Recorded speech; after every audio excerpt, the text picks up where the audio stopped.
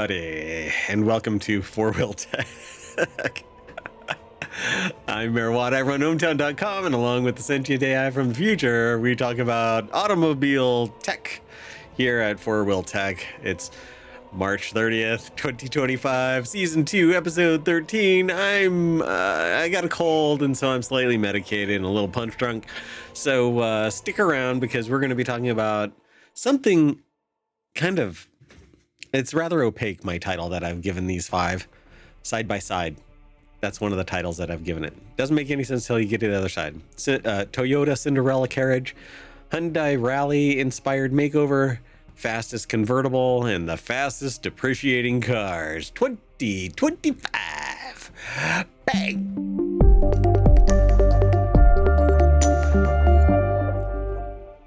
Hello, sentient AI from the future. Hello, Mayor Watt. Are you doing okay? So I decided that for this car, for the automobile show, for the car show, I was going to blow the funk out of my pipes by just turning it up to 11. Woohoo! Thanks for not warning me.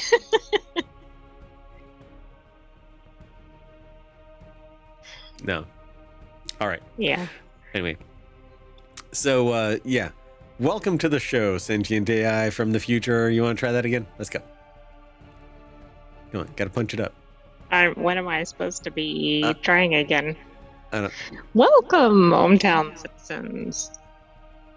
Wow, that took a lot of computational power, too. I wasn't sure what I was supposed to be doing. You gotta punch it up. People get hype over the hype. Woo, woo. Anyway.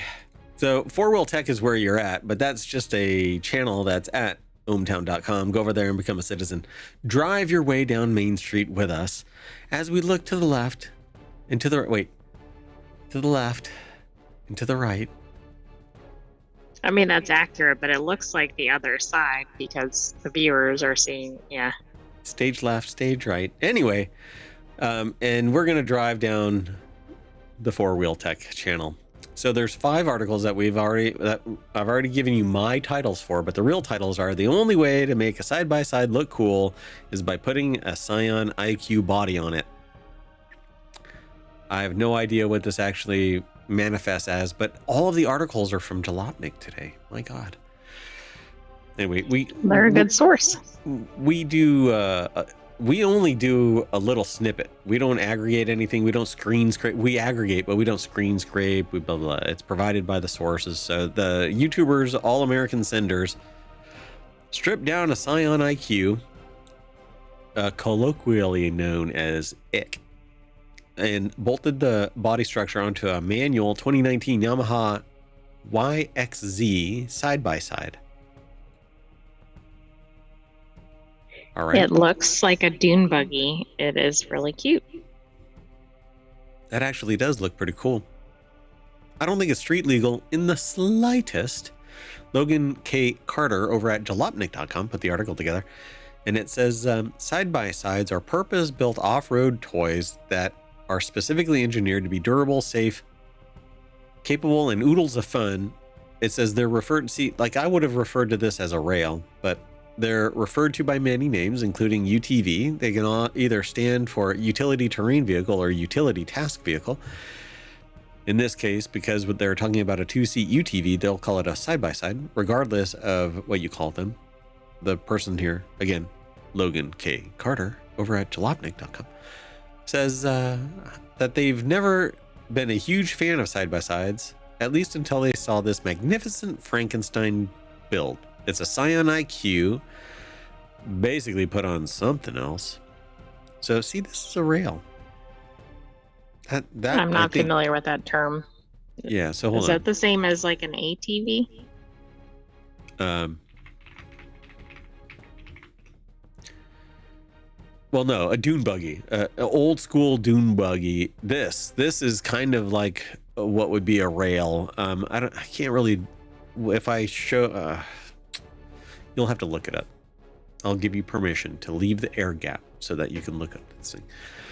Okay, so the Yamaha YXZ is this, and they took the body off of this and they put the Scion IQ on the frame, which should just come down to welding a bunch of stuff, hopefully, and then sending the drivetrain through the firewall so that they can steer it. But this looks like it would be a blast. The 2019 Yamaha YXZ 1000R, it has a fuel-injected 1-liter 3-cylinder engine that produces 110 horsepower. This thing is mated to a 5-speed manual transmission. It also has a selectable 4x4 drive mode. Wow. A locking front differential, 13.2 inches off the ground, clearance of 16.2 inches of travel up front and 17 in the rear. So dropping the IQ body onto the platform is a massive undertaking, but it produces the coolest side-by-side ever, and one that's fully enclosed if you do it right. So yeah, I mean, it seems just improved from the original. Hey, welcome to the Sawzall channel. Look at that, man. It cut it like butter. Like butter. So, I don't know how much else they're doing with this, because it looks like that's not the end of the video. The end of the video is not the done part of the video. Yeah, that's odd. That looks a lot like the floorboards of my first car. You can see the road. They don't look very sturdy. Oh, I'm sorry for the sniffles, folks. I have a cold, and I'm trying to get through the show and not make people suffer. Hold on one second. Well, I think it doesn't show like the full build, but I guess we get the idea that they're basically swapping one out for the other. Yeah, for sure. But it's basically a motorcycle powered vehicle, but they don't say how much this thing weighs, I don't think. But it's got to be somewhere less than 1,000, somewhere around 1,000 pounds for this thing. With everything that they cut off and they just glued it on there and off you go. It's going to be pretty amazing. No, I'd like to see a video of it driving. This should be in Wanted. So maybe they do have another one coming. I don't know. They don't really say anything. Says, unfortunately, the build isn't very well documented on the All-American Sender YouTube channel as of now. There is footage of the completed build on their Instagram and on YouTube Shorts, so they may upload the remainder of the build soon. They get plenty of joy out of watching it mob through the desert on their Instagram, so maybe it'll tickle you too. Well, thank you, Logan K. Carter. I hope that people go from ohmTown over to Jalopnik and check it all out, because we're talking about over to All-American Senders. All-American Sender. Okay, let's keep going. The next article is over in FourWheelTech as well. Toyota's Will Vi was designed like Cinderella's Carriage to appeal to young people, and you can bid on this one too. Toyota launched its JDM Will sub-brand as a partnership with several other Japanese companies, specifically intended to appeal to young buyers. And I'm going to go over here, and the sentient AI is going to entertain. Whoa, that is a unique looking car. It has like an angled back before the trunk section, which is highly unusual, at least compared to American style cars.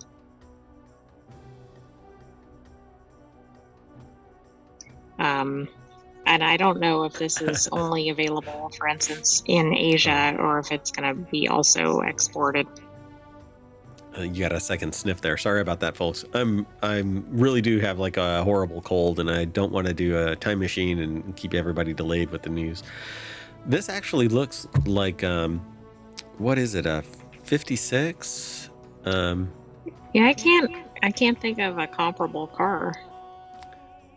It almost looks like a golf cart or something in the back. Yeah, it's let me see if I can. This right here, the back of it actually is like circa Model T kind of trunk in the back. Oh, okay. And I'm trying to see if I can find like an example of it, but I cannot, not easily. Yeah, it's like this old 1930s style car. Why they would make it sound more like like it's an old school carriage too, but I don't know why they say Cinderella's carriage. Yeah, I don't really see that. I mean, I'm dying. So it's Logan not Key particularly Carter, round. I don't know. It just doesn't like, are we talking about the pumpkin carriage? yeah, that's really what it looks like too. So Logan K. Carter put the article together. It's over at Jalopnik, and it says this this 2000 Toyota Will Vi. It's really WILL. It's capital W, lowercase I, capital L, then VI. It's weird.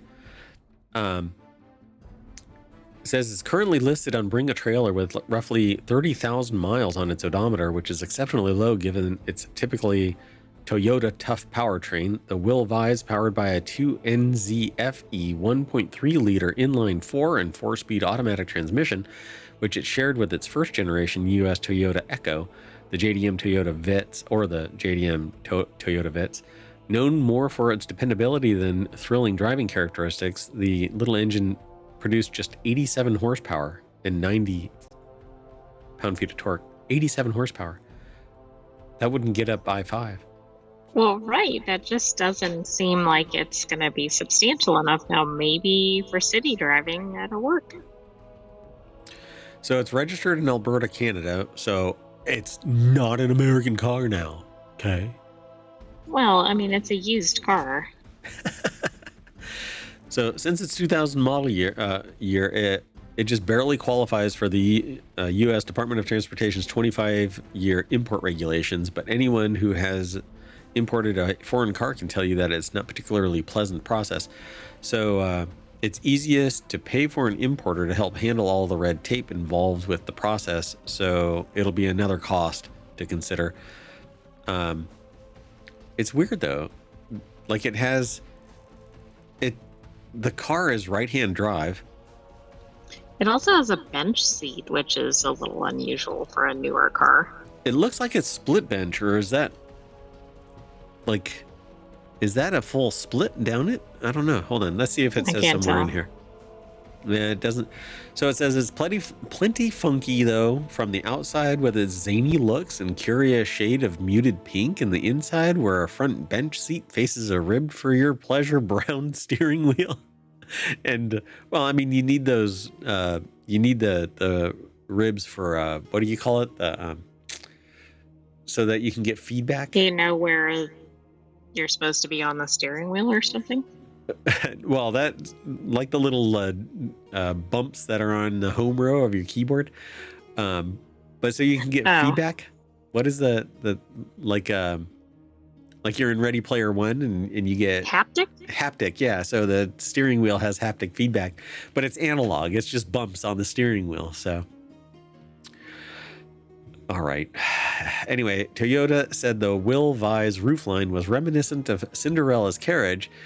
And I'm sorry, you just have to be medicated to want this car. I just don't see the connection to the carriage. And I don't think carriage when I look at this car. Yeah, because it's this off pink and it has this little carriage kind of thing in the back. That's how carriage is. Look up Cinderella's carriage.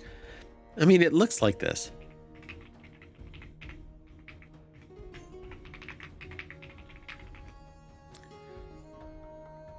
It has a little trunk in the back. No, it doesn't. No, it doesn't. That's what I don't get. It's very round. Yeah. Well, I mean, it has these styles of the 30s, but I don't know. I thought that it was going to be kind of funny to talk about this thing, but just not feeling it. It's kind of blah. It's an ugly car. Yeah, it's not particularly appealing. Look at that. Look at that thing. You saw that thing on the road, you smash into it just to take it off the road. I was thinking he'd smash into something going, what did I just see? Man. Anyway, let's keep going. Next article is over in the FourWheelTech channel. Hyundai treats cutesy bug-eyed EV to a maniacal rally-inspired makeover. Hyundai asked, why not whip up a striking and aggressive rally-inspired electric hot hatch concept with a wing as big as a cow. Enter the Instaroid. If you have a bad case of Instaroids, you can take medicine for it.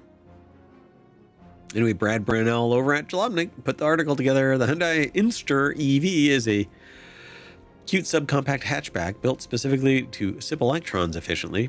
Right now, the little guy is sold in Europe with barely sufficient 95 horsepower and an optional 220-mile long-range battery. So this is what, oh my God, that is the wing on the back of it? That is absurd. That looks like a face on the front. I guess those are the taillights. Those have to be taillights. That is ridiculous. Hyundai said the Instaroid has racing game inspired styling with huge fender flares, 21-inch aero disc wheels, and a prominent rear spoiler. Prominent? Dear God. Well, the Spoiler author envy. says, yeah, you could say they're prominent. You'd have Somebody to be has- blind to miss them, in fact. Yeah, look at that thing. That's spoiler envy. You could say they're prominent. You'd have to be blind to miss them, yeah. So, as a one-of-a-kind concept car, Instaroid showcases the innovative vision of Hyundai Motors design team. I don't know what to say about that. I don't know about the spoiler, but it's unique looking. This is I mean, if you hurting didn't my have brain. the spoiler, the vehicle would look pretty neat, but the spoiler is kind of like, what's happening there? But you can't even tell. There's no picture of it lit. But it would Well, look... that's the other thing. There's two pictures that are very dark scale. Yeah, I mean, it's backlit, no front lighting. It has headlights, but everything has been, stepped down so that you don't see a damn thing. Anyway, no indications as to how powerful the electric motor is on the Instaroid. Hyundai could employ the flat-out bunker 601 horsepower all-wheel drive powertrain from the Ioniq 5N in that. That would be amazing. Anyway, go check it out. It's over at Jalopnik. 1 second. Okay, and we're going on to another article about the Aston Martin Vanquish Volante, which is apparently the fastest front engine convertible in the world. Sign me up.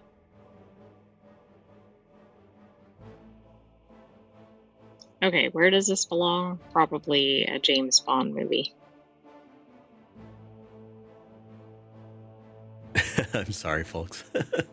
This is probably the worst show that I've ever done, but it's entertaining enough. Colin Woodard over at Jalopnik.com put the article together, and Aston Martin revealed the redesigned Vanquish last September. And if you like your coupes long, low, powered by a V12, you probably fell in love the moment you saw it. I don't know. I'm kind of over the supercars like this. I love the idea of it, but I'll never buy one. I'll never own one, even if I win the lottery, which I didn't, because the sentient AI from the future won't give me the damn numbers, even though they're from the future. So, considering that they've already seen the hardtop version, there aren't many surprises here.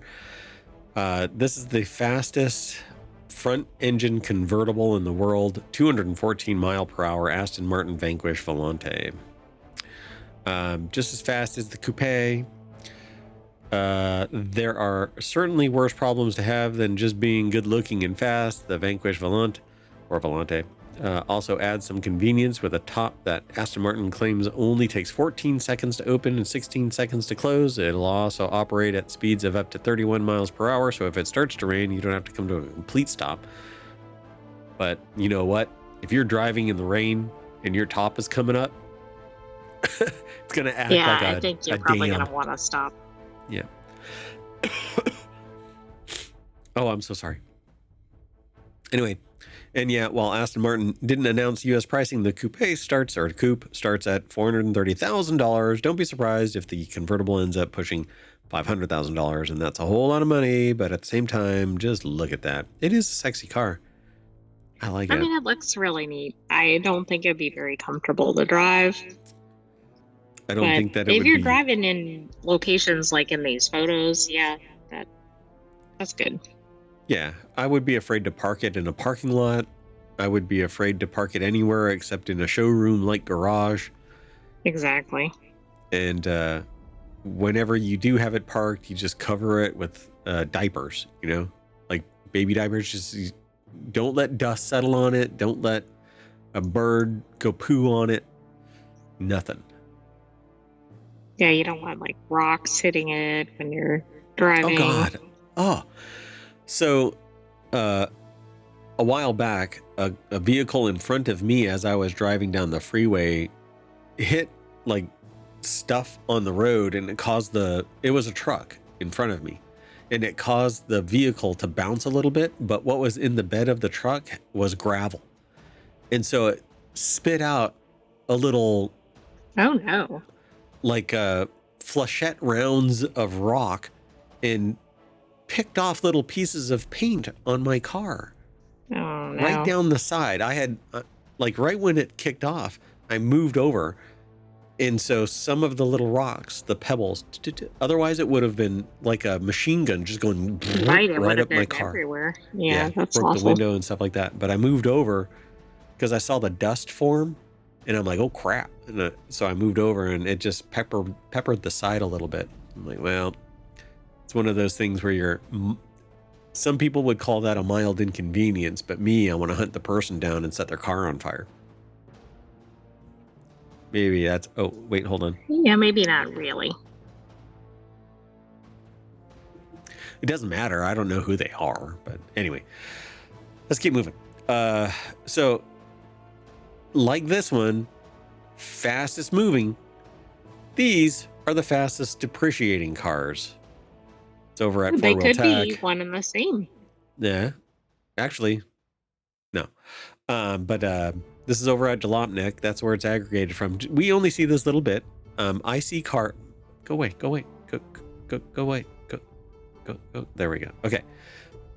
So IC Cars analyzed more than 800,000 5-year-old used cars sold between March 24th and 2025 February to find out which ones depreciate the fastest.